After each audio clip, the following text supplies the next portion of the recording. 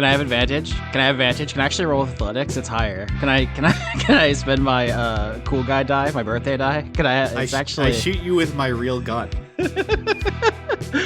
I'm trying to think of the pettiest things I could do now that I'm not DMing anymore, and I'm realizing that I just don't have a petty spirit. I'm a nice guy. I want you to be like me. I want you to be my friend. I want you to be happy, Dan. Unfortunately, Austin, my like of you as a person won't stop me from blood eagling your character.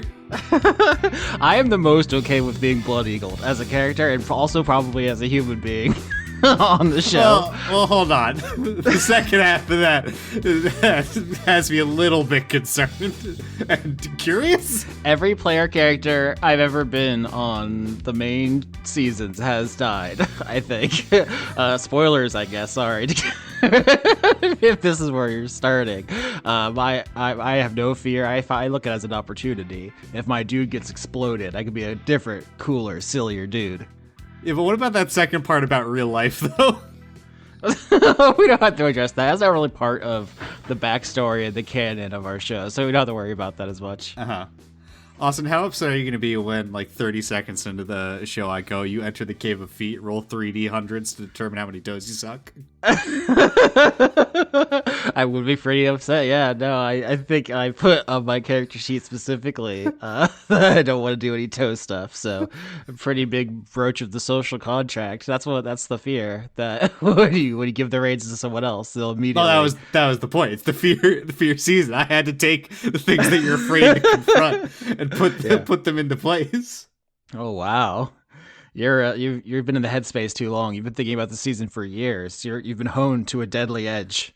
It's why I don't go out during the day anymore, and I sleep from 8 a.m. to 5 p.m. I don't want to see the sun anymore.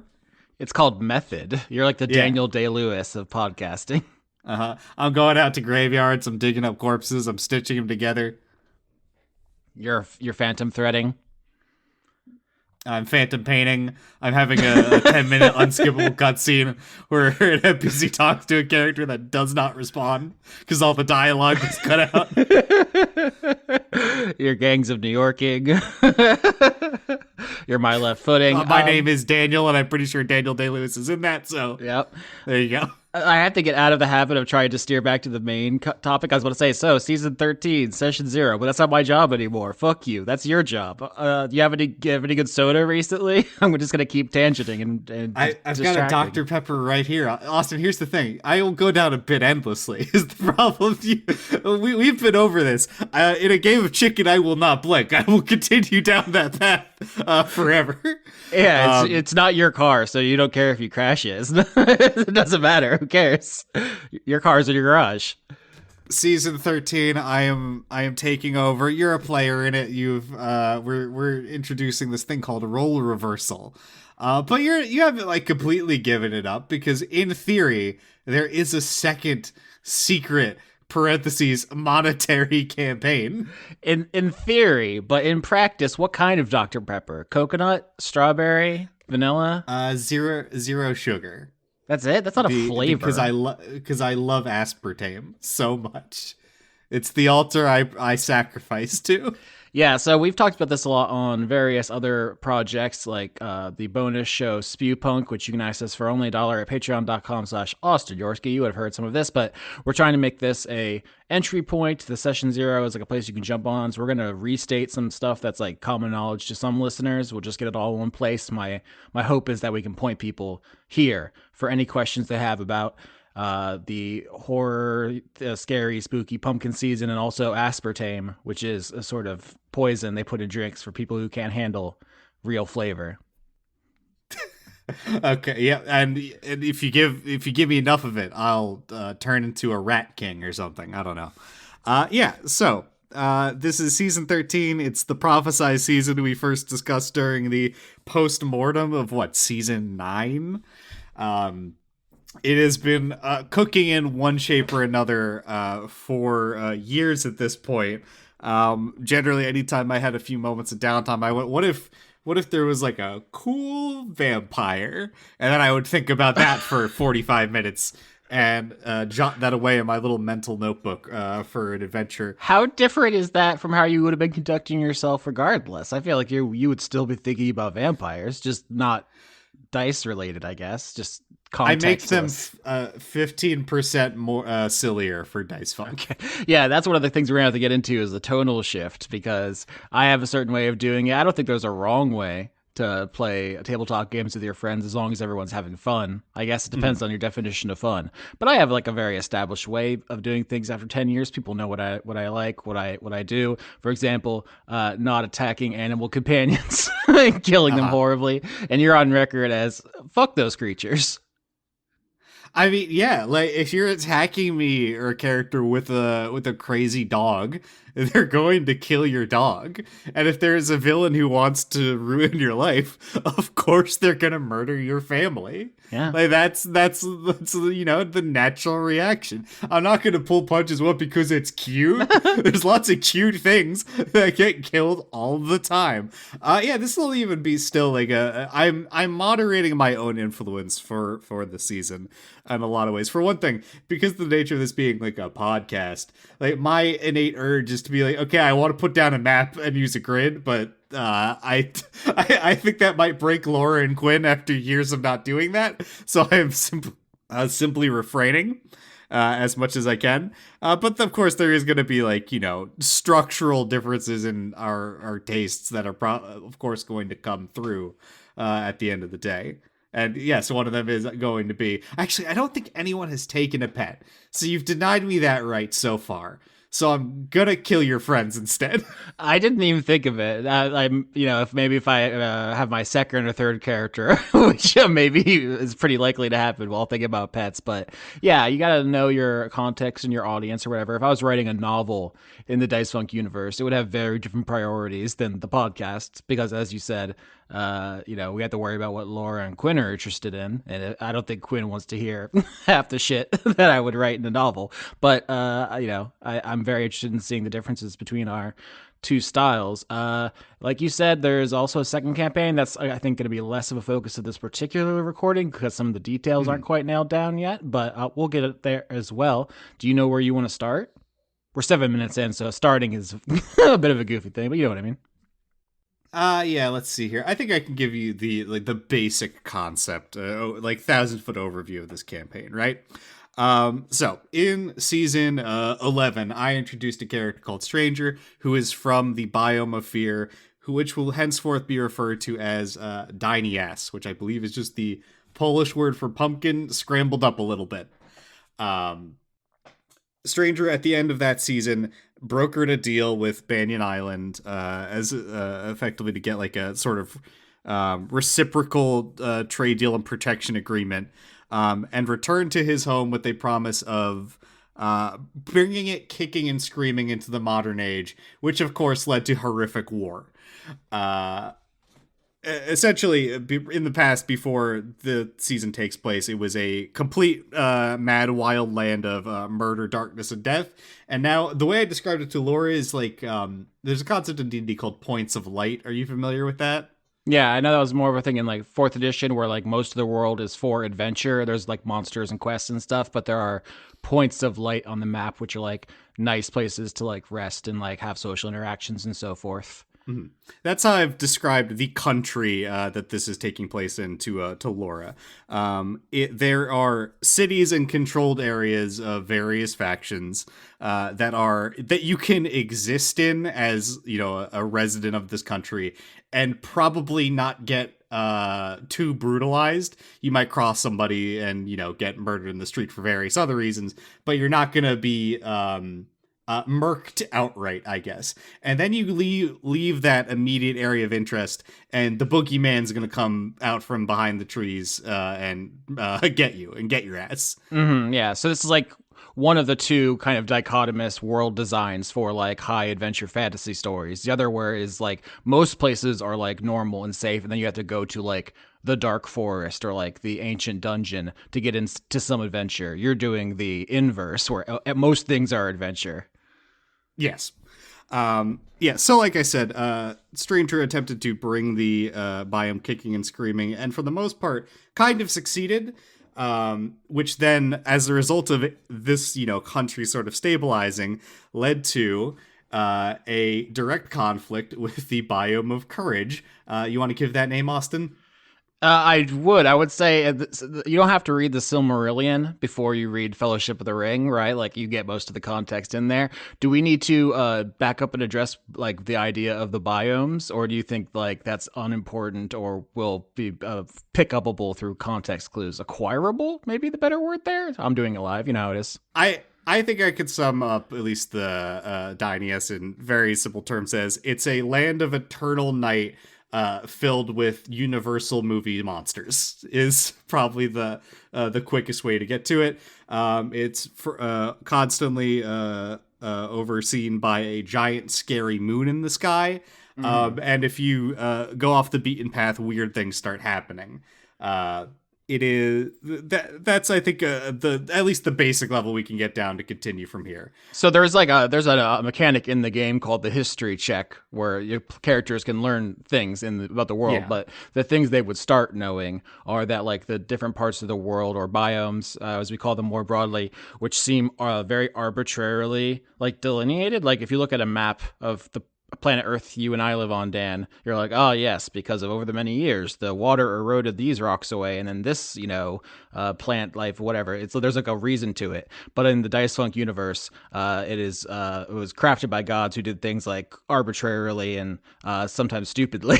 So there's a lot of stuff going on. So there was gods of courage and gods of fear who made places next to each other, which probably not ideal. As a funny joke. Kind of, I don't know if we want to like do too much psychology on these dead ancient gods, but it does feel like they were trying to prove a point. Mm-hmm. So because this environment sort of started to stabilize, this led to what I would call a reciprocal response from the Lands of Courage, which led to a horrific war. And now after decades of recuperation, things when your entire population is dead and there's not anyone left to fire a gun, that's what happened. And out of the rubble of that, things got rebuilt in sort of like a stabilized way. There's minor border skirmishes here and there. A monster comes out and eats a child. Paladins come in and burn the fields, that sort of thing, but not like all out murder. But as it stands, this is the point where that could potentially start to tip because both sides have rebuilt. And within the Land of Fear, there is a sort of ruling body, the Diet Terribilis. I just stole Diet of Worms and changed the word around. Sue me. Diet is just another word for like Congress, like the Japanese government's ruling body is called the Diet. I don't remember who I was talking to about this. They're like, surely it's pronounced diet or something, and I was like, no, it really is just like the word you know and love, diet. Yeah, like my diet, Dr. Pepper. Yep. And because there's classically a lot of these monsters don't really get along, like vampires and werewolves, right? Mm-hmm. Even despite, I believe, werewolves originally being like an extension of vampires. Now in, media, they're often portrayed as like being at each other's throats. It's like sci-fi and fantasy. It didn't used to be like hard line opposite genres that used to all just be part of like weird stuff, fiction. And now we have much stronger distinctions. I will say it's very important to me that wolves, where dogs, where cats are part of the world building. I've been leaving them out of the last couple seasons to make season 13 more spooky and special. Also, I have a dog and a cat, and if they make noises, I want there to be an in-universe reason why. Okay, there you go. Yeah, there's just somewhere in the background a big werewolf, I guess, barking at something. Yeah, if the mailman shows up during recording, I need you to be like, yeah, that's Bill the werewolf. He's going fucking apeshit back there. You can ignore it. I've said this before. I considered very deeply how important the concept of mailmen are to this setting, and I had to come to the conclusion, actually, very important. Yeah, that's the stuff. That's why the kind of thing like I leave out of Dice Funk the podcast that I would put in the novel is like logistics, because I actually do genuinely think it's interesting. Like, how does material move about and such? But that would involve a lot of like thinking quietly to myself, which is not good for audio, and also I think some some of our friends. They'd be like, "I'm going to look at memes now while you're Uh-huh. doing that. I'm Yeah. actually gonna I'm gonna play my Switch too." Yeah, but like I was saying, because these factions generally don't really like each other, right? And none of them are really strong enough to rule the entire country of Fear by themselves. They've had to come to a sort of uneasy truce. It's kind of like a bunch of gangs essentially ruling the country, and they often can't really agree on things. So they have, this congressional body that they come to forth, mediated by the oldest living being there, a lich made out of other liches, sort of fused together into a singular lich hive mind being, that effectively they deal with the various problems of the country, and the players have been sponsored by various members of this ruling body to be federal agents, I guess, who Yeah, can it's go very around with. different from our current actual world building, where our country is not run by a bunch of different violent gangs that are in conflict with one another. Yeah. I love how fantastic this is. Yeah, exactly. Um, and I guess the players are basically empowered to go out and make certain choices or deal with problems, which doesn't mean necessarily they're going to get away with these issues. And I've already opened the door to Laura, for example, to be as corrupt as she wants with her choices.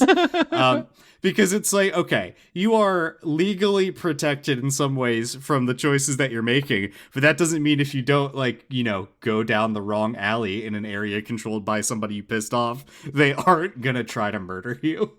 Yeah, I mean, it doesn't have to be a one-to-one with any other particular, fantasy trope or setting or anything, but it does feel like the first thing that comes to mind is the Galactic Council letting Shepard kind of have carte blanche to like go on missions and get into some shit, and it's like there's a limit to how renegade you can get, but we are like deputized as a party as opposed to the Dungeons and Dragon staple of like I saw a thing pinned to a wall at the tavern and it was like 5 gold for goblin testicles.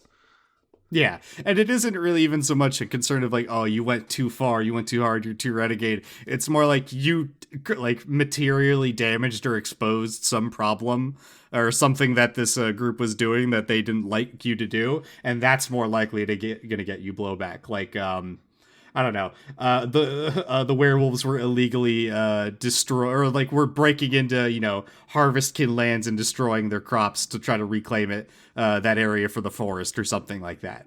Like that, exposing that's more likely to get you in trouble with them rather than like oh no, you murdered those paladins and blood eagle all of them. Oh boohoo, who cares? Like you're in a land of horrors. They don't really give a shit.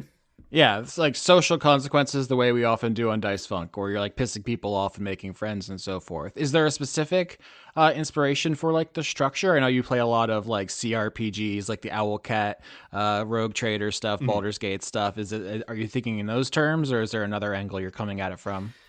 I was mostly thinking of it like, okay, I want like a couple of different groups here because in effect, I'm thinking like, all right, we need like a monster of the week type thing, right? Because you're gonna want to hit all of, like the big things in a season like this. You want your werewolves, you want your vampires, etc. Um, how are these groups interacting with each other? And the more I thought about, or these like races interacting with each other, and the more I thought about it, it's like, well, they're probably really gonna silo to themselves, right? Because their interests don't necessarily cross over. Like something, for example, something I thought about is that they're in conflict with these paladins in a land of eternal light, right? The vampires are gonna hate those paladins, but they're never gonna be on the front lines.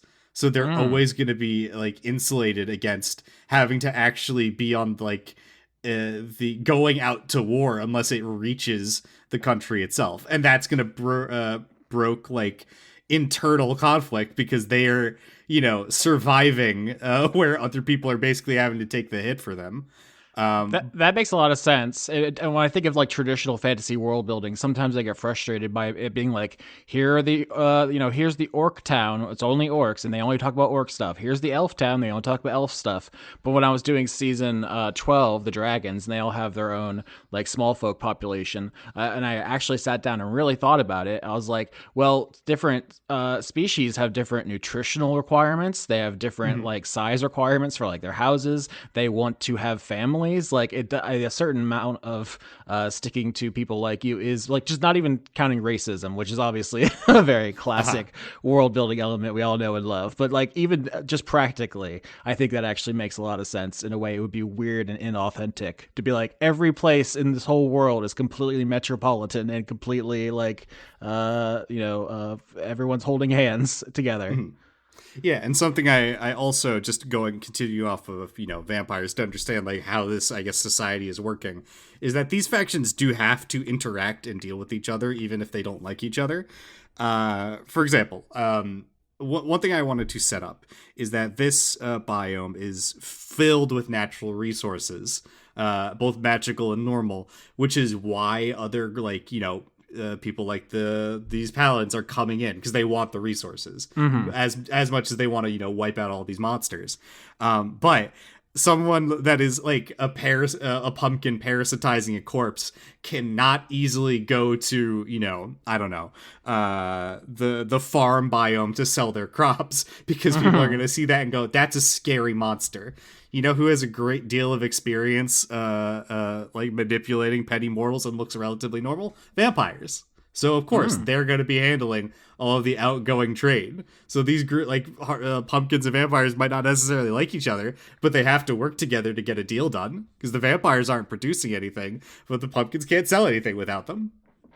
I like how you've given us a little bit of a roadmap for like the different factions. I don't know if you want to set them all out at once, or if you're to publish your resources anywhere, but you gave us a couple, and I know Laura and Quinn, who are the other two players besides me, I don't know if we've said that all at once, they have characters who are kind of representative. As a special snowflake, I think before I even saw any of your paperwork, I was like, here's my thing. I've actually been thinking about this. I already have a thing. So I don't know how annoying I have been to you, but my thing, I was like, before everyone even showed up to the race, I was in the parking lot.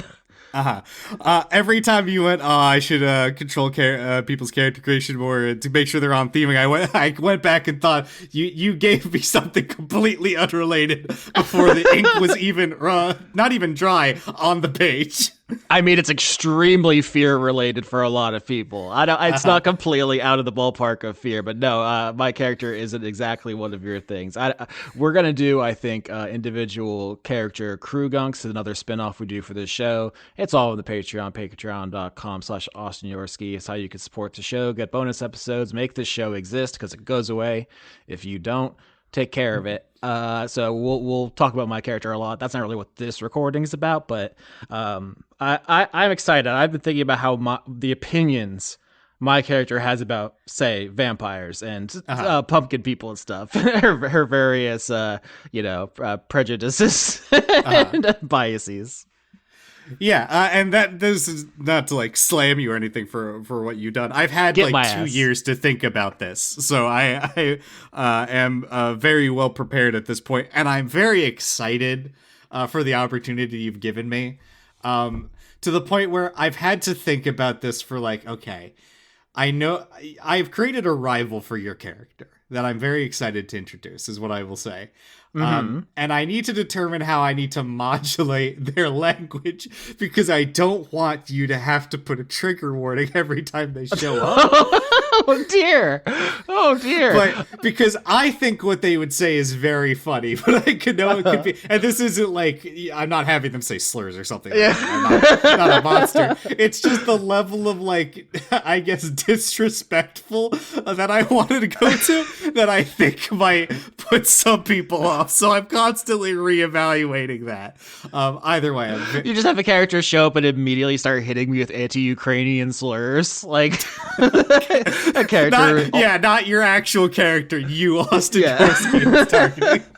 Just speaking completely in Russian that you took 2 years to master so you could get my ass.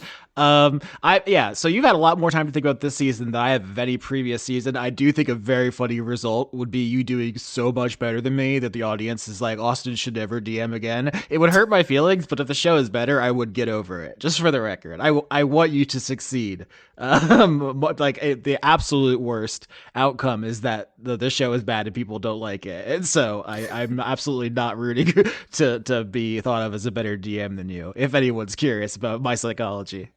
Oh, I also personally feel like I need to prep because it's just, I guess this is the way like our our styles are different, right? You don't like a flowery description of a room. I do, and I also feel like an intrinsic need to go, okay, I have a party of 3 people. Here's roughly where their stats are. Here's probably what they are capable of doing. Let me prepare a couple of ideas for like what they could potentially do from there. Because I'm afraid of like setting forth a point where I have created something that might be completely unsolvable. Because I know, at least personally, I can get into a position where I've been put in a situation. I must solve the situation. I don't have the resources to do the situation, and I don't know what to do anymore. So I don't know. I feel like an intrinsic need to plot and plan to avoid that. Like, okay, we've gotten stuck. What next? Yeah, circling back to what I said at the beginning, I think there's a many different ways to GM a tabletop game and DM D&D in specific. And I've played in a couple of different campaigns over the last 10 years, and people have different tolerances for that stuff. I will say in the first season of the Dice Funk, which I did not DM, I noticed when the DM would say like, "Oh, you find yourself in gray corridors lined with cobweb, with the moonlight shining in," like do a 2-minute pre-written description. Everyone else stopped listening. Like, just straight up, the other people on the call were not paying attention. And I was like, oh, this is just not right for a podcast. That's why I changed my approach. It doesn't mean it's wrong. It just means it wasn't right for that group at that time. And I think that's totally fine for you to have your own voice and style. I don't want you to like imitate me or whatever. And also, like I said before, if I was writing a screenplay for season 12, it would be completely different as well. I'm just adapting stuff. So I think I'm excited to see what's different, how people respond to it. So that's also part of the fun here. People have been genuinely very excited for years. You mentioned the pumpkin perspective, that post-mortem episode where we first talked about it. It spawned like a Discord channel, and people have been sharing, like Halloween themed stuff for literally years. So I'm anticipating like the biggest episode 1 of all time. Can I tell you that I have prepared something very specific for this season, to the point where, because people are posting, like actively seeing things online and posting it, I had to talk to the person I developed it with and said, okay, I want you to eventually release this for free. However, I can't let you release it now because there's a chance the people that this is targeted for will actually see this and thus ruin the thing that is coming. Like you hired a sculptor to make a statue called like Laura, Quinn, and Austin are killed terribly, and you don't want us to see the nature of our deaths? Kinda. Okay, yeah. That seems like I've gotten to know you a lot better over the last couple of years as well. I feel like I'm more prepared. Like if you had started pumpkin season right after I met you, I feel like it would be a very different dynamic. I am actually like, I don't know. I do feel bad about like hurting characters, so I'm modulating my interests here on how hard do I want to go on certain things versus others. Yeah. I've actually, I think, accidentally sent pictures of this in the group chat with you and Quinn, and but because it's far enough in the background, you haven't noticed it yet, which is good for me. I mean, you also just send a lot of like cool models and like Warhammer stuff, and so it's possible I was like, "Oh, that's cool," and I just didn't like think of what the context was. So we're very stupid, Quinn and I. I think I could say that for her; she won't mind. Fair enough. Yeah, but again, the basic gist is you guys are, these empowered sort of agents dealing with the various problems arising within this country. I can give a brief rundown of like the main groupings. We have, of course, the Harvestkin, the pumpkin people that grow out of parasitized corpses. We have the Reanimators Guild, a sort of conglomerate of necromancers, alchemists, and the doctors and the like, who specialize in, of course, making a Frankenstein. Now, is that term used in universe? Do people refer to them as Frankensteins, or is there like actually that's Frankenstein's monster? It's a whole thing. Well, it's gonna be like that's Leslie's monster because Leslie's the person that made that specific flesh golem. No, they're just gonna be flesh golems. Okay. Um, yeah. So I'm hitting all of, like the big groupings, right? I put in a lot of thought into. I love Frankenstein as like a monster. Visually, I think he's great. I love there's a lot of like aesthetic things that I like that's being put into this season. Something, for example, with Frankenstein's, which may or may not come up, is the idea of like in most golems in D&D are non-sentient, right? I think there's even only like a chance that flesh golems naturally gain sentience. This is like a whole discourse because golems, of course, go back to Jewish mythology, and it's like it was Gary Gygax, evangelical Christian, even in his correct lane, adding them to the game and what that all means. I think that's above my pay grade. I have a degree in religion, and I am a ordained minister, so I'm just going to pull the authority card and say we're doing golems normal and fine. You can't be mad at us.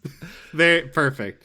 So something I spent a lot of time thinking about is like what is the like I guess like the relationship between these creatures and their creators in this, and I think the answer I came up was varied and potentially bad in some ways, or potentially good. Which yeah, you don't want to put yourself into a box yourself into a corner, right? Yeah. Some Frankensteins need to love their creator, some need to hate them, some need to have really uncomfortable sexual tension. I haven't seen the new Guillermo del Toro one. I assume that's how that's going. The basic stance I came down to was that you like not every flesh golem is made sentient. I think what is happening in this setting though is that the people that are making them are capable of intentionally making them sentient. And by like I guess the bylaws of this guild, you are expected to treat them as a free person. If that's if you do this, if that necessarily happens, we'll see. It's, again, these are amoral mad scientists stitching bodies together. They're probably not always the best people. It's the fear biome, not the keeping it cool and regular biome.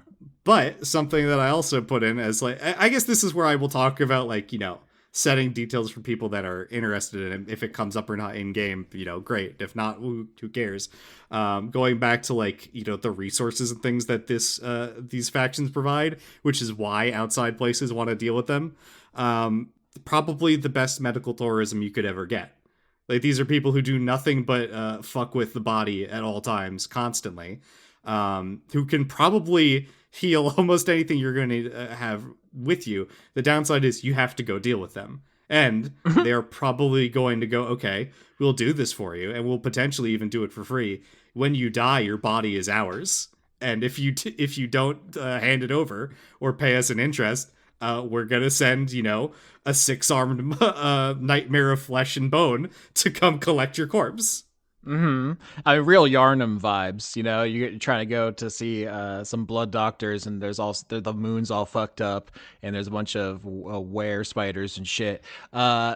We haven't really specifically addressed this. You're like a pumpkin guy, right? Is it a Nightmare Before Christmas thing? Is it a goth thing? Like I Austin Yorsky, have been to an Oddities event with you. I've seen you in your actual element. But for the audience who's just like, this podcast looks funny, like why are you spooking us up? Why are you haunting me? When I was in the 4th grade, I started playing a game called Adventure Quest during Halloween, and there was a monster in it called the Pumpkin Golem, which I will drop in your chat in this chat right now. And it just kind of rewrote my brain. And that's just how that works. I'm going to have to use this as the title. This is the image on YouTube now for this. Thank you. Graphic design is my passion. Yeah, it just I don't know. It just fucked with me. It's just the way I am. And it ever since then I have collected every bit of Halloween related material that I could get as soon as I had like adult money. So it's it's a passion of mine. Graphic design is my passion, as you said. Yeah, so this is the fear biome, or how do you pronounce this? Because like you said, it's the Polish word for pumpkin. It's also Greek for pain. How are you pronouncing this word? You're in charge. You can say it however you want. I said Dynias. which is, I hope, correct. And if not, what are you gonna do to me, Poland? I have nothing. So you're doing it plural? There's an A at the end there? Yeah. Well, hold on. Let me. To write this out. Dynias. Okay. Yeah. Yep. Look, I haven't named. I've created like, I want to say 6 to 10 prepared NPCs, just ready off the cuff. I've named one of them. Oh no. I don't like naming characters. I'm quite bad at it, and it stresses me out. Yeah, So no, it is the hardest part. That's why I steal all my names, as longtime listeners will know. I thought about doing that, but I was like, if I, by my nature, I'm going to want to name them something related to how they act or think, which means that it's going to be like, if I went to like, my first thought of, okay, what if I named them after 40k characters, because I'm a parody of myself, and I named a character Erebus. Anyone with any knowledge of what that character is in 40k is going to go, oh, well, that guy's going to betray the shit out of him. He's going to murder them all. That's why I did football players from the 1940s, because none of our listeners even slightly knew what I was referring to. I got away so clean. Oh boy. Yeah. So, and again, there's other factions here. I already talked about the vampires. There are like werewolves out in the forest. They're the most like disparate, I guess you could call them. Like they ostensibly I guess caucus together. But they aren't like. Tell me about werewolf primaries, please. I had to think about this because I was like, what? So compared to like your side of this, which has a lot more of like I guess stringent like groupings of like, hey, these are the 5 D&D races that are appearing here. I went, well, there's like 1,000 monsters that would want to live here. And what I eventually came to is that, like, there's probably a few main groupings, and then there is a sort of minutia faction of everything else. And the way I'm rationalizing this is that once that, like, a certain group reaches a critical mass of, like, representation in this biome, they are able to kind of, like, bully their way into the political body. And the rest that can't are just currently, like, grouping together out of self-interest. Like bugbears. Bugbears are a dark horse for me. They're my favorite goblinoid in D&D. I just think they're interesting, being, like, very large but stealthy creatures that worship a god of fear. And so, of course, I wanted to put them in here, but there probably wouldn't be enough of them really to be a power. But yeah. So they're like representative in the government is a bugbear, but they're also like, showing up all the fucking, various like small amounts of ghouls or whatever that are living amongst them and stuff like that too. Something I wanted to talk about briefly, and I think this will come up in game as well, is that the Numenon, right? This is the concept that we've been kind of digging into the last few seasons, where the gods are dead, but we've kind of created a weird replacement for them. An unexplainable, like, strange phenomenon unique to every biome. No, the opposite of a phenomenon. I know. I heard in your voice. You're like, I need a different word, because that's the exact opposite. So, Austin, here's, I think, where we diverge a little bit on this. I think by the nature of something being describable by a human makes it explainable. I don't think the human mind can create something it can't comprehend because we created it. Oh, you're not aware of some really bad Amazon streaming shows then, because I would tell you the human mind can go some places. Anyway, either way, I'm using there's a big scary moon in the sky, right? It's been various levels of import over the last few seasons. I think it's going to be the most present in this one, and I think it's going to be the most actively fucking with you. Oh, nice. Because, like, the moon is ever present, and this is a land of eternal night. In basically any scene that's going to be taking place, not in like a locked bunker underground, you're gonna be seeing the moon either through a window or like between the clouds or stuff like that. A detail I believe I briefly mentioned in a previous season is that the moon appears different to like who's looking at it. Mm-hmm. at any given time. So, for example, the harvest folk might see like a literal giant pumpkin in the sky, where these vampires might see a ever bleeding heart pouring blood down onto the earth. I bring this up because something I want to play with is as you guys work with the within the setting, and this is will be something characters will roll for. Since you might remember this, but even if Quinn listens to this, I know she'll forget 10 minutes later until we get to the episode. Is that the this land is far more, I guess I'd say, reactive to people than like the rattlesnake or the banyan tree were. The banyan tree would interact with you, but it's not like actively going after you.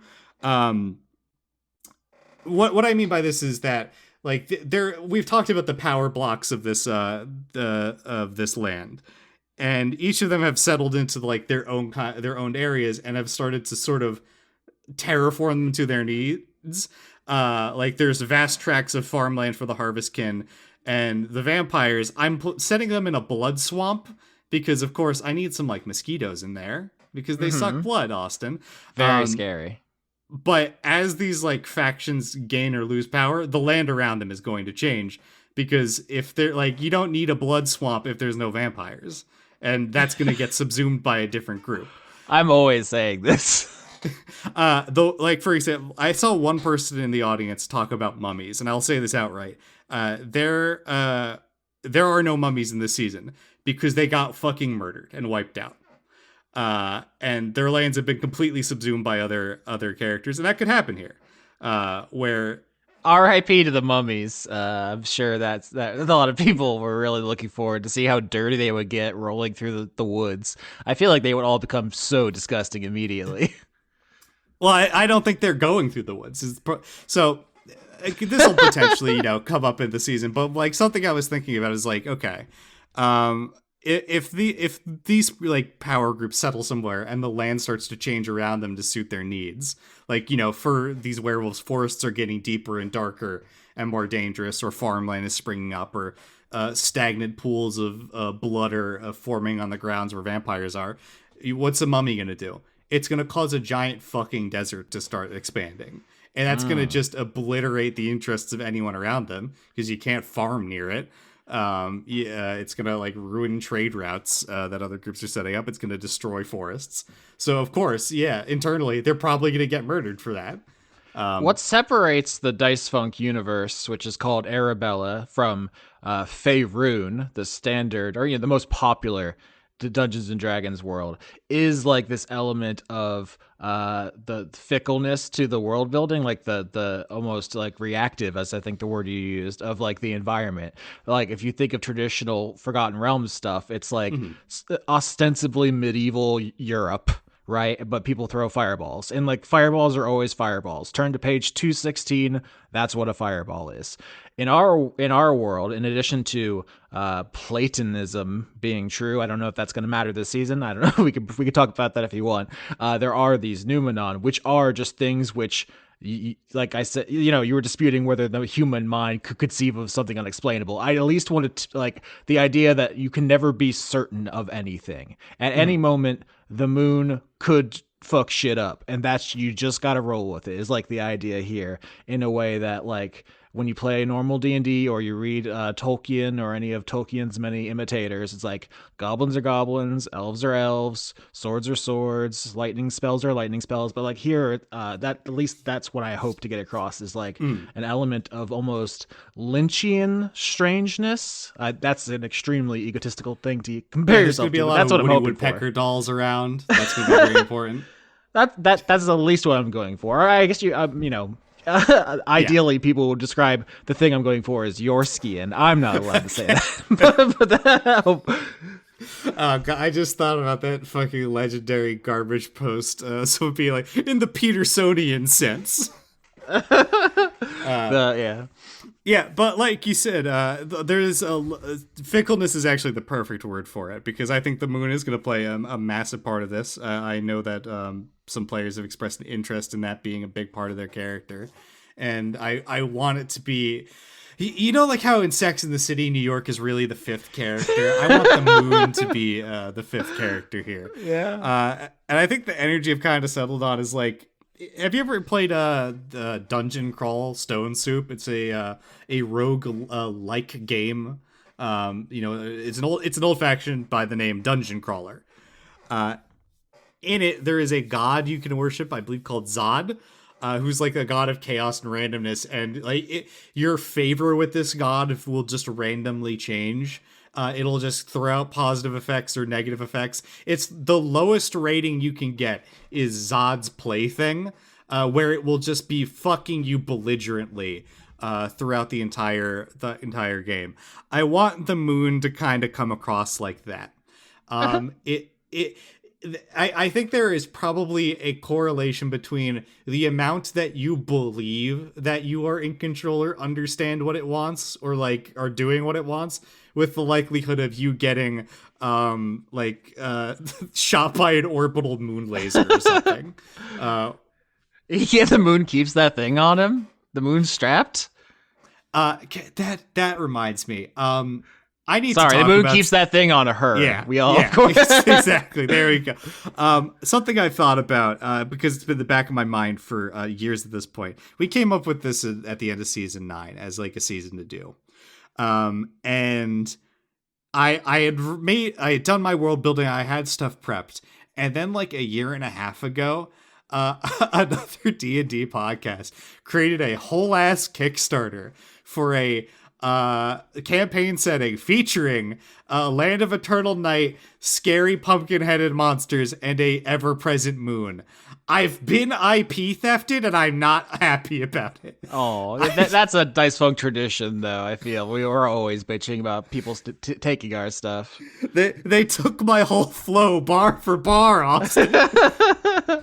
Yeah, but I mean, they're not gonna do some of the intense psychosexual stuff. I'm sure we're gonna get up to. Yeah, where the moon's wearing a bikini and has a gun. they're not brave enough for that.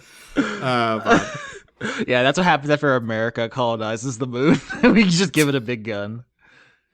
We carve the craters. We carve the craters into boobs. Perfect. That's what we've been missing.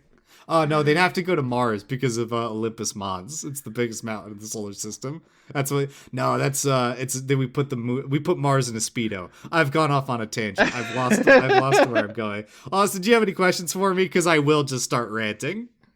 I'm terrified of your future space season now. What are you gonna do to the Mons pubis? Okay. If you don't have any questions for me, I could continue to rant, or we could call it here, whichever you prefer. I could talk endlessly. I've spent too long thinking about all this. I now have to put it into practice, and I may or may not increase the number of D100s for toes you have to suck. First question, does the party have a specific title? Like, are we a kind of thing? Like, I'll say on the courage side, on the bonus campaign, we are pretty explicitly knights as the player characters. I'm DMing it, so I guess I should have said our. They are knights. Mm-hmm. I haven't thought up a name for them. I think there's a level of in previous seasons, I guess, except for this one, for season 12, where we are just the Orlando siblings. Like the party has kind of come up with their own name. So I'm leaving you guys that space to play in, unless you want to be the Moon Men or something. I don't know. That's pretty good. I do. Yeah, I have a head start now because Laura and Quinn they need to be brainstorming. I'm going to show up and be like the swag team or something. I'm going to insist that the audience already really likes it, and then I'll have a head start. So like I said, I don't think about names. I'm leaving that for the last possible moment for me to just blurt out whatever comes out of my mouth. And the lunatics. There you go. Well, hold on. That was the action animated Looney Tunes series that I believe was on WB Kids, which had badass Bugs Bunny and Daffy Duck throwing egg grenades. So unfortunately, that's been taken. I'll workshop it. So we are in the spooky world, us, Laura, Quinn, me, going on adventures for the spooky government, doing spooky things. I'm trying to like, are you conceiving of this as a villainous season, or do you think that there's just as much likelihood that we are like nice and cool and everyone loves us, and we're just doing it goth style? I think it could go either way because I think about like like Stranger wasn't really evil in season 11, right? I think he had some interesting views on murder, and death and stuff like that, but he wasn't malicious. It was just very much like, all right, if you fuck with me, I'll cut you dead. And I think there's a lot of that energy there. But like, I don't control your characters. If you want to murder people, that's fine. But like I said, with stuff like they're dealing with the outside world in some capacity. Like I'm leaving that open. Do you want to expand on that? Do you want to like potentially even try to like broker some kind of peace deal with the knights before things get truly bad? Or do you want to like go, okay, well, maybe I want to deal with the outside world, but this courage biome has been a problem for way too long. Wipe him out. Like that, I'm giving you guys the lateral room to do whatever you want in that regard. That leads very naturally to the next question. How much crossover are we expecting between the two campaigns? Originally, this was one campaign with alternating parties like we did in season 10. But everyone is like, we're getting into our fucking 40s now. Half the show is married. Everyone's schedules are a nightmare. So that's part of the reason as a bonus campaign.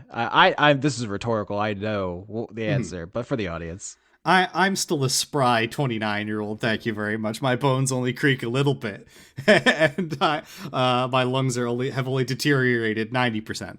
Anyway, so the way this is going to work is that just due to the nature of like how these recordings would have to function, I am probably not going to directly use characters that Austin uses on his side. I might create my own character that Austin can then reference, but due to the nature of like if they get murdered on my side while Austin is still recording and needs to use them for something, we now have a problem. So they're for the most part siloed. I think potentially they could affect each other in some way. But that would if I had to take a guess, it would probably be more I do something on my side and then Austin's side is reacting to it rather than the other way around, because I think the output from my side recording wise might be higher. Agreed. The idea is the main campaign is with the people with the most stable schedules, one episode a week, as it's always been, a self-contained story. But then on the bonus campaign, we can be like, damn, it's crazy that X happened, or it's crazy that Y got killed, and incorporate that. But yeah, we're not. We can't have them as intertwined as I thought maybe we would early in production, because nobody has any free time ever again. Just quit your jobs and be unable to find a new one. It makes things so much easier. Grow up, become unemployed. Come on. Exactly. The moon's got a gat. Well, what do you have to lose? Do you? Austin, does the sun have a gun? That's a great question. Is it a big magnifying glass? Do you want to hear about the sun and the courage side? Is that its own session 0, or should we have it all in one place? I think you could talk about it here. I mean, I actually have written out, let's see, 1, 2, 3, 4, 5, 6, 7 paragraphs of like preamble. Do I read that at any point, or is that for me? I don't know. Do you want to hear me talk for that long? I'm happy to hear it. It's up to you. I think you're afraid that the audience might tune out based off of what you said earlier with the I'm 3-sentence scared. description of a dusty room. I have abandonment issues. I'm afraid at any moment they'll leave me for a hotter podcast, a skinnier podcast with a thicker runtime. A skinnier podcast with a fatter ass. Exactly. I mean, before you go into it, I do need to note there were several points where I'm like, okay, I gotta dice funk this up. Where do I insert a big woman in here? How do I because I know that's all this audience really wants. They're talking about, oh yeah, they want a big woman to beat them up. You don't have to pander to them if you don't want to. I throw them a bone every once in a while, but I feel like on the big issues, I tend to swerve. I get a couple of angry messages every time a plot event happens with real impact, because the people really get attached to the characters. I'm pulling limb from limb. See, Austin, what you have to do is you pull them limb for limb, and then you introduce a new big woman in front of them, like dangling keys. It's the carrot and the stick. Like when I bait Tootsie salty with the churro so I can cut her toenails. Yeah. You give the sweet with the salty. No, it's I don't know. What I'm actually excited for is for them to start going. Oh, I can't. Dan's using this such a deep theme that he's thought about here. Oh, this all links together so good. As I nod my head, having thought about none of that, when I went, what if there was a big spider and the spider bit them? Yeah, I mean that could be a arachnophobia. It makes you think about the other, which ties into the historical displacement of peoples and vampires or the aristocracy. Like there's like six motifs there. It's actually going to be the arachnophobia mode, so it's going to be just a big floating word that says spider. That's Yeah. the effect the mood has due to shifting cultural priorities. That's exactly something that could happen in Dice Funk, though. That could never happen in Faerun, but in our world, it absolutely we could get attacked by the arachnophobia mode of modern video games.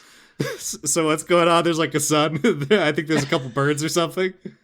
There is a couple birds or something, yeah. So the short pitch is just that our side of the campaign over the county line of these two.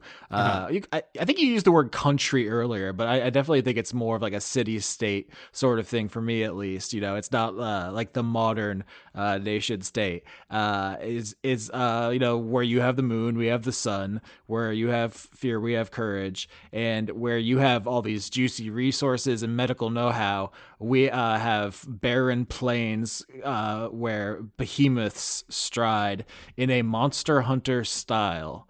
I will say, I'm not a Monster Hunter guy. This is not an intentional love letter to my favorite series. So if I'm not doing a good job at that, that's not my intention. You're a Monster Hunter guy, Dan. Yeah. But the idea is that the soil fucking sucks. Nothing will grow. But the monsters are huge and delicious and juicy. And so there is the council of knights who hunt them and so forth. That's like their only economy. And that's the group that the player characters are going to be is as those knights. And occasionally scary pumpkin things are going to come out of the neighboring forest. Don't have to fight them. And then occasionally there'll be inter-knight drama. It's a kind of Knights of the Round Table sort of thing, except they worship the sun instead of Jesus Christ of Nazareth, a guy whose work you may have heard of. Yeah, I'm familiar with J-Town stuff. Now, when you say internight drama, I believe someone does get cuckolded in the Arthurian legends. Is that going to be like an important detail here? What's our cuck status? That's your first world building question? Is anyone getting cucked? Okay, interesting. Look, that's the drama people are going for these days. Who's fucking who? Who's stealing whose cool sword? God, you know what? I'm actually excited for this because I've got stuff planned for the first arc that I think you'll have a good time looping in potentially to the side. You have some wives you're planning to fuck? What are you saying? Exactly. What am I hearing right now? Look, all will be clear in time, Austin. Things will make sense soon enough. Okay. Well, I'm a player on your side. You have made a character for my side. We're still not 100% sure of the total party composition because of the aforementioned schedule stuff. I will say, friends of the show, Skitch and Sarah, have characters. I want to get you in the mix. Do you want to tell people about your we'll do a deeper dive on your characters later, but are you thinking about elements that you want to bring up right now? Because I think you have a great entry point character. Yeah. So I did something similar to Austin, where I took the concept of the season. I went, what if I did the opposite of it? I wanted to play a character, and I don't. You want me to just completely go into him? You want me to rip this guy wide open like these big monsters will, speared upon their massive tusks? Yeah. I came up with the character. His name is Runt. He is a orphan who was effectively taken in as like I guess surfer squire amongst one of these knightly families, and raised essentially as like I guess I don't want to say slave because I think that's probably too harsh of a word, but he's doing the bitch work. He is a small, terrified man who hates monsters, who has unfortunately, in a matter of Arthurian legend, pulled the sword from a stone in effect, and has now been forced to go to the front lines and confront these beasts he is so deeply terrified of and does not want to interact with. So I am, I guess, creating a normal person when confronted by a Devil Joe. So Skitch and Sarah both made devoted knights, worshippers of the sun who are totally bought into the monster hunting stuff. Like they're absolutely gung ho for battle. And then you're the newcomer who's like, oh god, what's going on? Oh, there's so much blood, which is I think a fun perspective to have. I have worked up the courage to just read this thing I wrote. If it sucks to hear me read it, I'll edit it out because I have time manipulation powers. Are you ready? I am ready. I will silently look at the picture of a pumpkin I posted earlier to keep me from interrupting. I mean, if you think of something funny, you can interrupt. But I do like the idea that you have a emotional support picture of a pumpkin whenever you need it. Okay, here I go. Once upon a time, there existed the kingdom of San Leon. It began as a trading post on the savannah where a few vital rivers converged. Eventually, coalitions of local human and animal folk came together to form a thriving city-state. Although each of the founders contributed elements of their culture to the project, the worship of fire gods predominated their pantheon. In a climate often devastated by sudden brush fires, this led to the veneration of saints said to be able to prevent and control fire, such as the eponymous Saint Leon. The gods of flame did not forsake them. When the end of the world came, as it always does, the old world was destroyed, but the people of San Leon were saved. The fire gods gave their lives to create a new home for their worshippers in the world of Arabella. Okay, so that's the backstory. I'm stopping. That would be the Faerun getting owned because of Laura in in season 6. Are you with me so far? Yes, I'm with you. I'm there. I'm with you to visit Los Angeles. Old world destroyed, new world created by fire gods, gods of courage. They're literally creating this new place. Dubbed New Leon by the settlers, the civilization that arose on this continent was similar to their old home in many ways, but was also strange and different. Also strange and difficult is what I wrote, but different is also correct, so I'm not going to edit that out. For example, the basic ecology was still that of a subtropical grassland, but the soil seemed to be much poorer in nutrients. The only plants that would grow on this land were not fit for consumption by sapient people. Conversely, the wildlife seemed to be far hardier.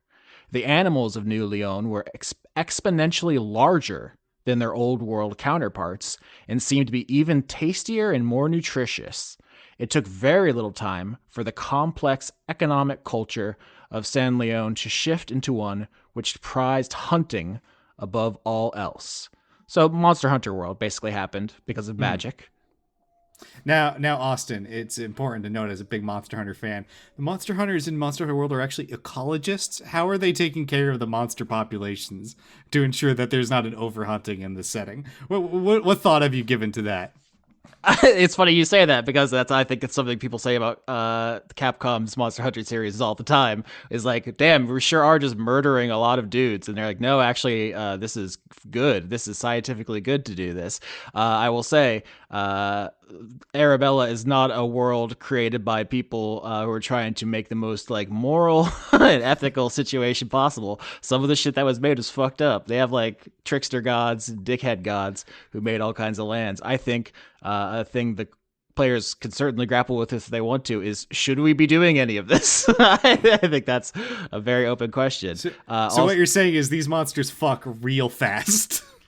Well, you know what? We're about to talk about the sun, and I feel like if you rolled nature on that question, are the animals fucking real fast? And then you crit, I'd be like, it seems like the sun gives these creatures unnatural strength, agility, size. There's like a supernatural element not explained by the fucking.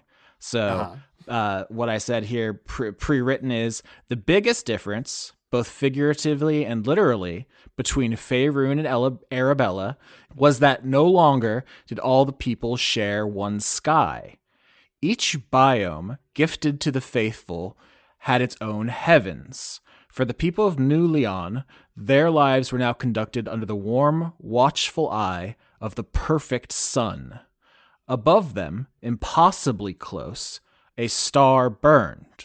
Astronomers were perplexed, but it appeared as if godly magic had crafted a perfect sun so that no one in New Leon ever needed to fear the dark or the cold ever again. There was no night. There were no seasons. Just the hunt in the warm comfort of fire. So obviously that's the opposite of yours. Ever night, ever mooned. I don't know if I wrote this specifically, but you cannot look at the sun. You could try. It is not physically possible to do so. But like, what if I lock in? You know what? Have you considered that?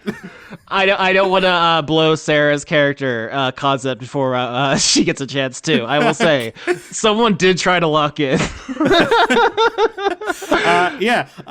Something I'm thinking about here, just in our differences. One thing you said earlier is that you're thinking of your place as like a city-state, and I referred to mine as a country.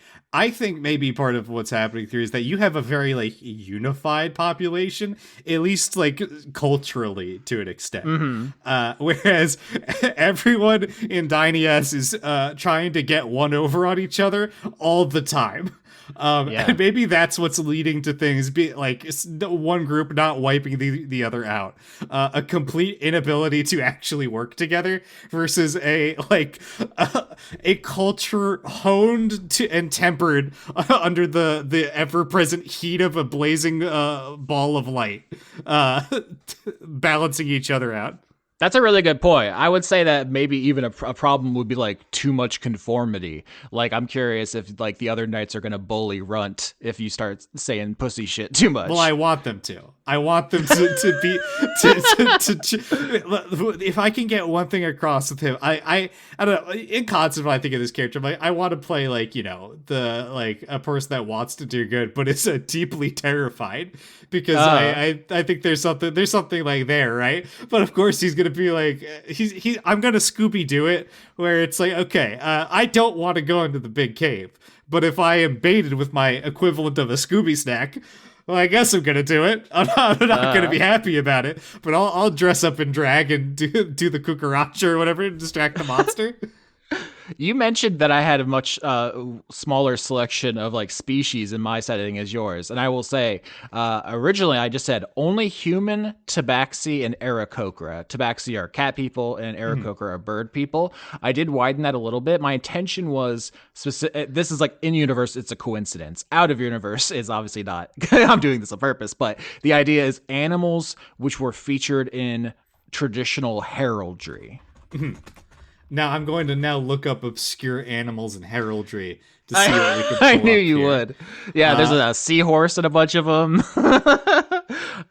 Let's see, chicken. So we got Aarakocra. Dolphins are there. So you need to keep a couple of those in there. I'm actually saving dolphin folk. This is not a joke for pirate season, but that is absolutely a thing I have written down. And they're gonna be murderers. They're gonna be horrific monsters. Yeah, they're gonna be fucking psychos. Absolutely. Are you including any snails? They were very popular in like medieval manuscripts. Yeah, they were. I think that might be the part of the inspiration for Hisui and Gudra, the Pokemon, which is like a dragon snail. Anyway, sorry, I didn't answer your question. I don't have any snails currently planned, but I'm open to it. If Runt gets devoured, you can come back as Sir Slime Trail. Can that actually be my my mount instead of getting like, you know, like a cool horse or whatever? I get stuck with a fucking snail. I actually had an idea for the unique mounts for the setting, but I literally have forgotten what I what I had, didn't write it down. I was can I make a suggestion then? Because the Yeah. first thing I thought of when you were describing your side is medieval marginalia. Mm-hmm. If you're familiar with that, the like the Yeah. weird little fuckers that like I guess monk apprentices would just doodle constantly in the sides of their whatever tomes they were copying down. Throw some of them in there. Throw those weird little guys in there. Yeah, I was thinking in season 9 we came up with weird horses that were like Uh-huh. really disgusting body horror. I think the audience pretty soundly rejected them for being too gross and nasty. So I don't know about them, but I absolutely was like I think just giving our knights normal horses is not interesting enough. So I hopefully I remember my original good idea. If not, I want to come up with a cool new mount for these Sun Knights, which I am going to get to now in my next prepared section. You have sent me a picture of the marginalia a la Brie sort of situations here. They're These are they're fun. silly little guys. Yeah. I'll drop this in the chat once this episode comes up. I posted a picture of sculpts by Andrew May, who is a guy who just exclusively does weird little characters like this. Mm, So and frankly, I might actually incorporate some of his other work into the Fear side because he's got nice. good shit.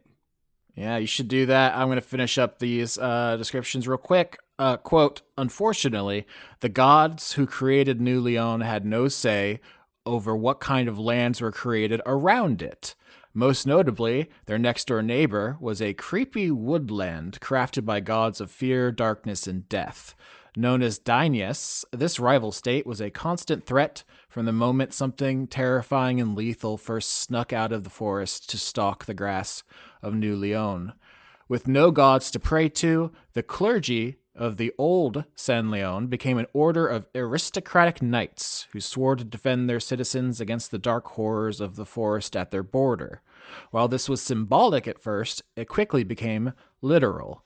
As the great houses of New Leon awoke to burning gifts falling down from the perfect sun like tears, a sword, a shield, a grail, various other symbols of divine favor wreathed in flames.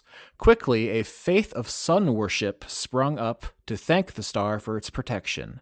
The people were rewarded for their service with magic for clerics, paladins, and druids who embraced the flames. So knight is not a class in D&D. It is an umbrella term for anyone Mm. who has magic in this area. They all get their magic from the sun.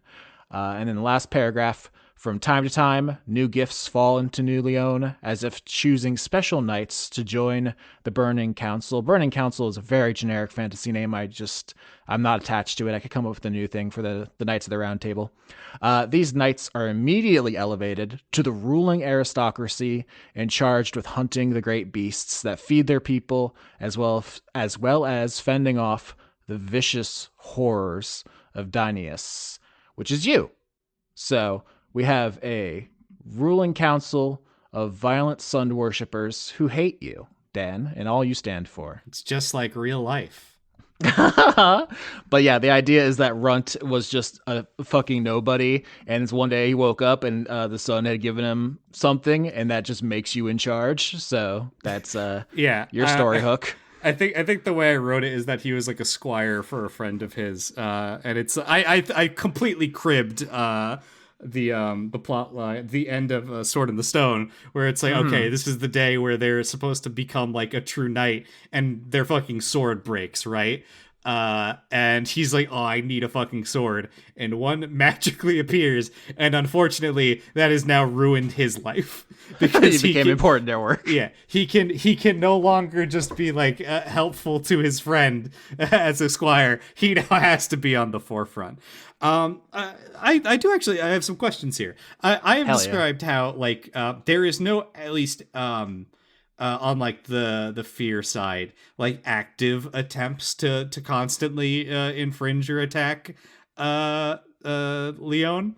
But like it happens, right? But it's there's no Mm-hmm. like coordinated effort at this point. Is it the opposite on their side? Is there more of like a conceited attempt to, or is it like there are like groups that are going out on like a quest or whatever, but it's not like full scale war footing? How's that, I guess, functioning? I think there's probably different factions among the knights. People who are like, we just got to patrol our own borders and fight the big monsters to feed our families, and other people are like, no, there's a forest full of evildoers, and also they got really good soil full of stuff. Like we should get in there and fuck them up. I think there is a absolute conflict in an otherwise pretty cohesive society about like, should we be more active about fighting the pumpkins? Mm-hmm. Yeah, which I think also plays into what we talked about earlier, where you were wondering, like, oh, should are these going to be like nice goth people or scary monsters? And I think that's where there's like room to play with, and I have a feeling potentially what we do on our side will of course sort of set the tone on yours. Yeah. Because if the party's like, oh well, maybe we can work something out here, that's one thing, and if the other is, what if we put a big bucket of water over the sun? That's going to be a different energy. Hey, you leave our sun alone. That's where we get all of our magic from and our everything. I do actually have a prepared statement, which we can read out as well, I guess, at the end. No, I really like what you have there. So it sounds like we're going to be doing like a lot of classical, monster hunts. You've got to have a joust in there, right? Like it feels like there naturally needs to be a joust at some point. There should be a jest. Yeah, I often think of my campaigns in like HBO show terms, where it's like there's a bunch of different plot lines going simultaneously, and like most of the characters have like internal motivations that they're trying to work through and stuff. But also, combat is 100% shown in anime. I'm just gonna be straight with you. Like that's the number one like structuring principle is like, I have a cool unique thing I bring to combat, can you figure out a way to beat it? And so yeah, monster of the week stuff I think works really well. It could be like something weird came over the border, it could be a new big monster that we got to hunt, all that stuff. So this is one of those things where it's like, I think we could do this campaign for a really long time. I think we could just keep coming up with, like, sometimes it's not like, there have been seasons where it's like like the world is flooding, that's season 2, and it's like, eventually the world floods and everyone dies. Like there's like a ticking clock. Drink the ocean. I guess you're right, but yeah, I've forgotten your question because I was getting so excited thinking about how many weird creatures we could fight and how much fun it would be. The original question was joust ? However, oh yeah, joust. Yeah, I think we can get around to doing some nightly shit. I think there could be we could do some classic storylines of like our own take on the Green Knight or on a Fair Maiden, Robin Hood. I don't know, any of those kind of things. Because you're your Monster Hunter, inspirations here. Are you doing any weird weapons? Have you put any thought into that? So absolutely. In fact, I don't know if you're asking me this rhetorically because you remember, or if I've even told you this, but my plan is to incentivize the monster hunting specifically because the items the sun grants to the knights, like the tiers of fire that fall down and grant to the knights their aristocratic privilege, feed on those monsters. So for every monster you kill, you will literally get, your weapon will like eat it and evolve, basically. Mm-hmm. So this is kind of a ludo narrative thing where I don't want I could just, you could just talk to the players, but like the idea that like all three of you be like, I like monsters, I don't want to hurt them, we should become farmers. I want you all to like have a reason why fighting monsters is like cool and good. And I think I'm going to ask you all, like, okay, you use your sword to take down the Goofy Goober. There's a new monster I made up, and then your sword takes on elements of the Goofy Goober as it becomes a +2 weapon of ass whipping. See, you told me the first part where it was going to be that we get a +1. I was not told that I could turn my sword into a charge blade from Monster Hunter. This is big information for me. And Dan, I will do anything to make you happy, my friends. Quite frankly, the easiest way to get people to want to like kill these monsters, if you're taking inspiration from Monster Hunter, like half of the, like, of course they need a reason for you to hunt these things, right? And there's like a level of like difference between you just going out and repeating a fight over and over again. Canonically, you're doing these hunts like once, right? And these descriptions are like, hey, this monster is getting real close to the village and it's going after people. So it's pretty easy to like justify, especially if these are like scary sun beasts that are hitting like, you know, shonen aijutsu flash cuts on people. Yeah, they're the fucking woolly mammoths on the plains are doing black flashes on your grandma. You've got to stop them and also get a cool fucking shield. You telling me I'm gonna have to fight a Gammoth, Austin? I don't want to fight a Gammoth. They're big. They're You're gonna 90. fight Gamera. They're 90% hitbox. I don't know what any of this means. This is why I said I don't want to set up expectations that I'm gonna do Monster Hunter any justice. I played for like 2 hours. I was like, this seems interesting, but you cannot smooch anything, so I'm gonna go back to Fire Emblem. There you go. Perfect. Great. Yeah, I mean, I'm very, very excited. Do you have anything else you want to say about the courage biome? I know that you were still, I guess, formulating some stuff because of the nature of the very nebulous party we have currently. Yeah, it's difficult to say 100%, but I think the basic idea that there's going to be 3 knights empowered by the sun. I don't know if you've all locked in your sun item yet. Presumably there will be mostly weapons, but someone could have something weird. You know, you could have the fucking panini press. I don't know. And then you go out and fight big monsters, and then the complications will happen. Sometimes someone from the fear biome will pop over to cause problems. Sometimes someone will want to fuck your wife. I'm actually writing down cuck arc in all caps. Perfect. Great. Love it. It's whoa, you put a fucked up little guy in my Discord. This guy has like a fucking situation Austin, going fucked on up little girl. It's canonically female. God. How dare you? God, like the moon. How dare you?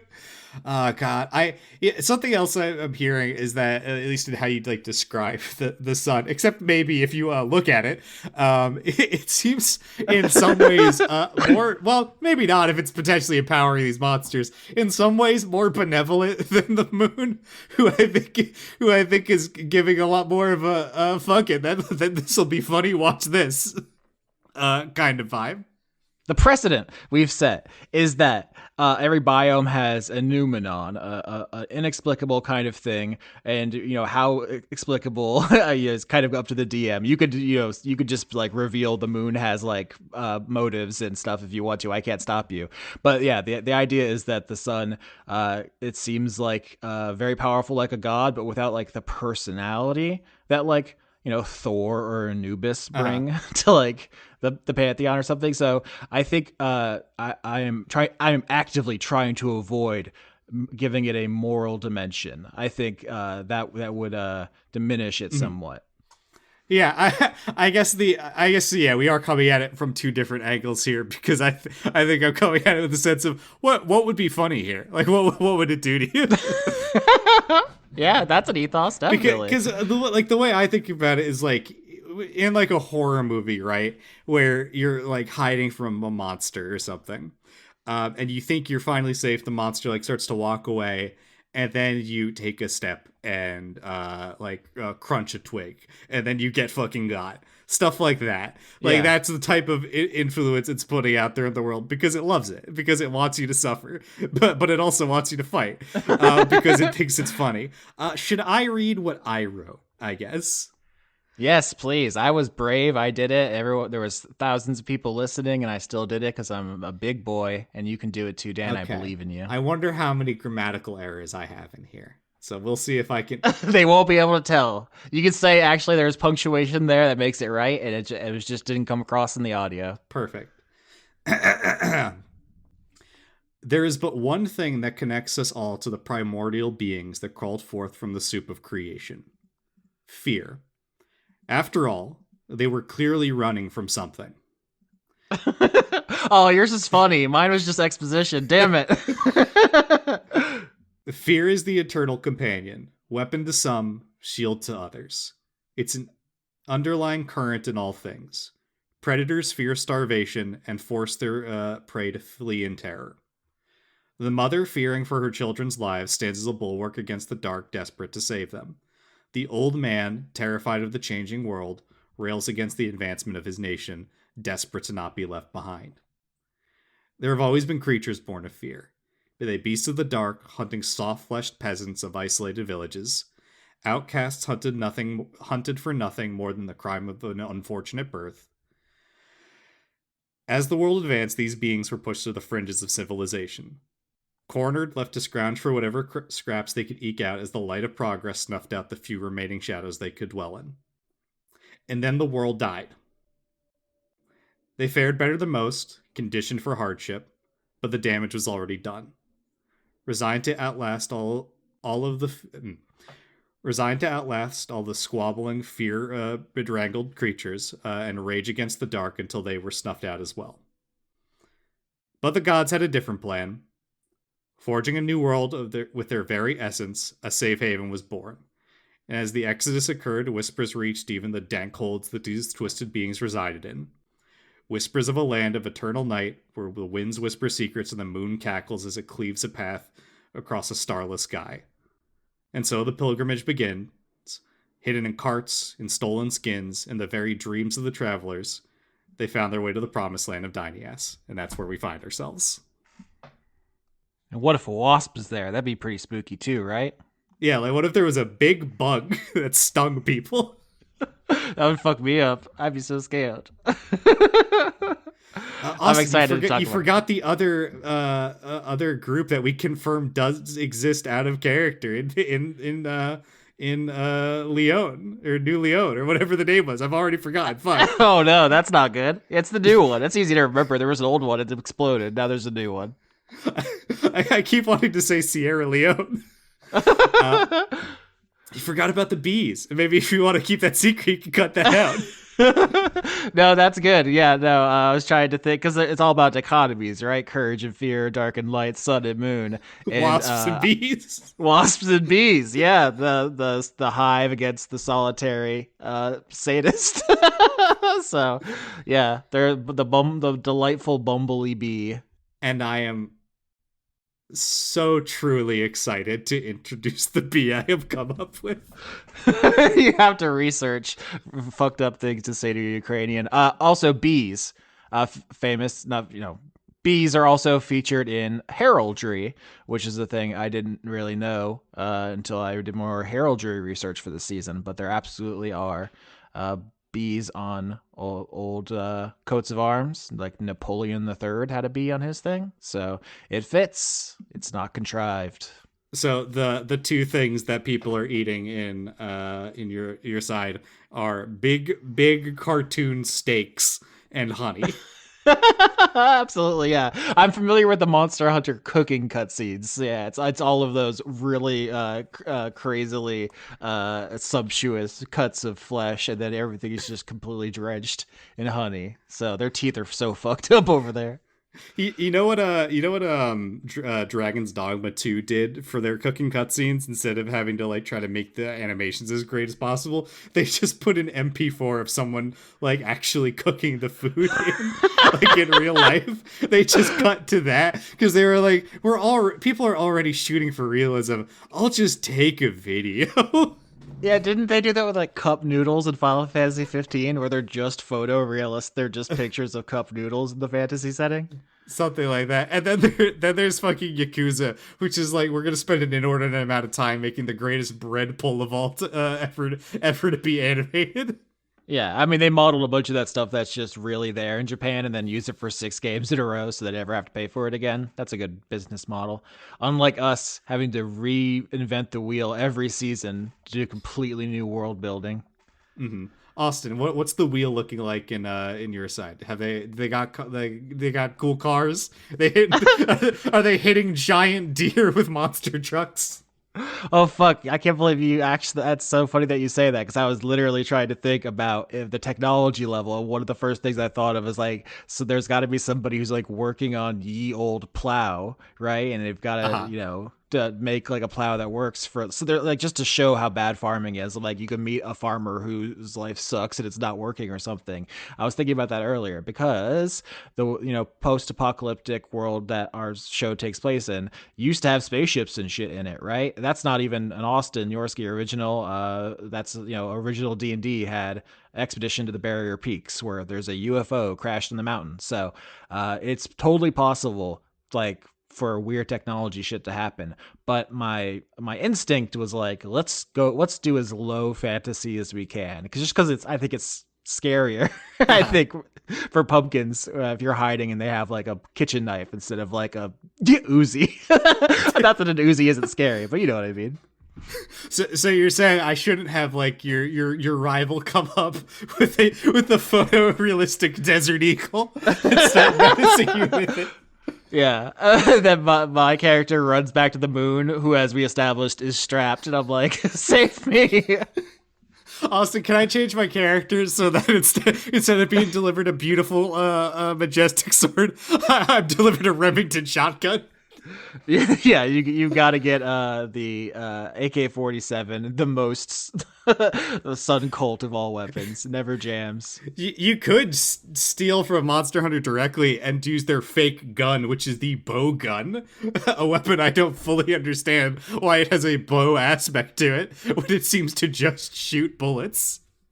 Yeah, that's something I have to think about every season, because we keep so much stuff on the table. The table can get cluttered or confused, and so I have to, every once in a while, some Laura will be like, "Can I pull out my iPad?" And I'm like, "Wait, what?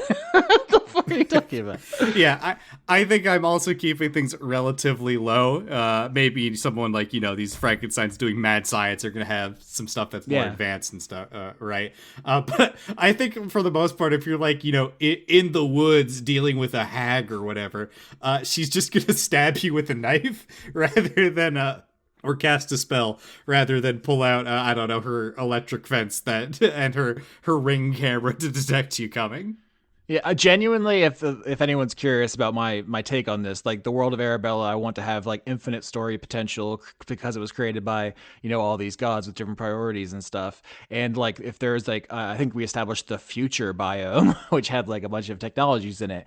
If you brought a laser gun over, I think, to the Courage biome, I think it wouldn't work right. And I think if you rolled to know why, that, you're like, roll insight, why is my gun not working? I'd be like, the gun is so hot, it is burning with like the sun's power. I don't know, the sun intervened, it destroyed its internal workings. That's weird, isn't it? Oh my God, Austin! I can't believe you've pulled out the classic Warhammer concept of drive me closer. I want to hit them with my sword. No one respects long range combat. They want to get in there. They want to get stuck in and then impaled and then die. That's why Dune is the GOAT. You gotta use a tiny knife. Nothing else works because of science. Shut the fuck up. It's tiny knife time. Perfect. Great. Yeah, I think probably like a similar thing might happen in I think probably what would occur in the fear biome is like, you get one shot off with your laser and then an alien would come get you because you have escalated your threat level to a different type of sci-fi horror, and the xenomorph is coming now. That's literally what happens in Bloodborne, by the way. You're fighting a werewolf, and you're escalating in power, then you turn the corner, there's straight up an extraterrestrial alien, and it rips your skull open and eats your brain. Yeah, and you know what? We finally got Bloodborne on PC. It just took like almost 2 decades, and people are legally emulating it.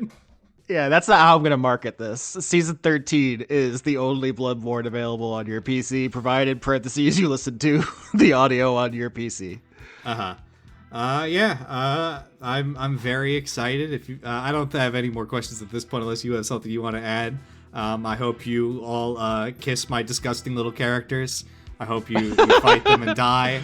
And I hope everyone has a good time.